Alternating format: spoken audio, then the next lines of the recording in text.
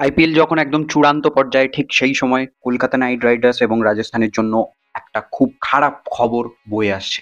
IPL এর শেষের দিক থেকে এবং আইপিএল এর প্লে অফসে কলকাতা এবং রাজস্থান তাদের দুটো বড় প্লেয়ারকে হারাবে, এমনই সংবাদ মাধ্যম থেকে জানা যাচ্ছে। বন্ধুরা, আপনারা যদি চ্যানেলে নতুন হন তাহলে চ্যানেলটিকে সাবস্ক্রাইব করে দিন এবং ভিডিও ভালো লেগে থাকলে প্লিজ লাইক, শেয়ার এবং কমেন্ট করবেন। Rajasthan Royals already unofficially qualify করে গেছে, কারণ তাদের 8টা ম্যাচ জিতে 16 পয়েন্ট চলে এসেছে। সেই সাথে কলকাতাও এবারে 99% আইপিএল প্লে অফসে খেলবে, সেটা ধরে নেওয়াই যাচ্ছে, কারণ তাদের 6টা ম্যাচ জেতা হয়ে গেছে, 12 পয়েন্ট। তার সাথে সাথে তাদের সমস্ত টিমের মধ্যে সব থেকে বেশি নেট রান রেট তাদের। ঠিক এই মুহূর্তে তাদের জন্য খুব খারাপ খবর ভেসে আসছে।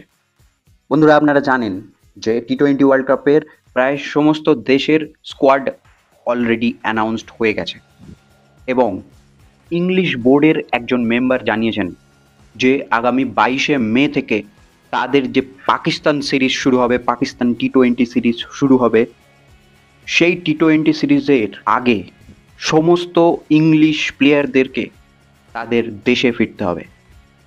19শে মে কেকেআর ভার্সেস রাজস্থান ম্যাচ রয়েছে, যেটা আইপিএলের এবারকার টুর্নামেন্টের লাস্ট লিগ ম্যাচ।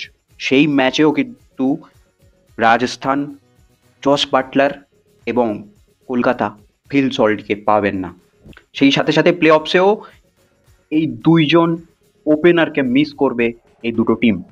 চেন্নাইয়েরও কিন্তু এবারে আইপিএলে আবার বড় কিছু করার চান্স রয়েছে, কিন্তু তাদের টিমের মঈন আলীও দেশে ফিরবেন। তবে মঈন আলী প্লেইং ইলেভেনের অত বড় পার্ট নন এবারে, সেক্ষেত্রে তাদের জন্য অতটাও দুশ্চিন্তার কারণ হবে না এটা।